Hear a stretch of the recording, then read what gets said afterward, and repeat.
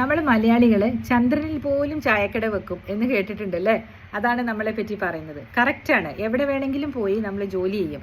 പക്ഷേ നമ്മൾ പോകുന്ന രാജ്യത്തേക്ക് ഇമിഗ്രൻസ് ആയിട്ടാണെങ്കിലും ജോലിക്കാണെങ്കിലും പോകുന്നെങ്കിൽ നമ്മൾ അവിടെയുള്ള പൗരന്മാർക്ക് കുറച്ച് അവരുടേതായ രീതിയിലുള്ള റെസ്പെക്റ്റ് കൊടുക്കാൻ പഠിക്കണം, ശീലിക്കണം. ഇല്ലെങ്കിൽ എന്താകുമെന്ന് അറിയോ?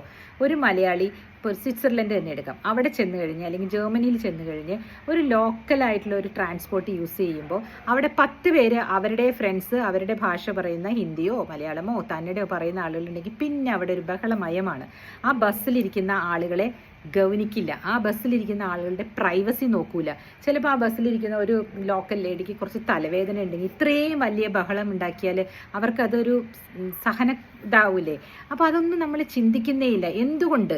ബിക്കോസ് നമുക്ക് ആ എംപത്തറ്റിക്കൽ മോഡ് കുറച്ച് കുറവാണ് നമ്മളുടെ ക്യാരക്ടറിൽ, അല്ലേ? സോ ഇത് ശ്രദ്ധിച്ച് ഇനിയുള്ള തലമുറ കുറച്ചുകൂടെ ശ്രദ്ധിച്ച് കൈകാര്യം ചെയ്യേണ്ടതല്ലേ ഈ വിഷയം? കമൻറ്റ്. ഓക്കെ.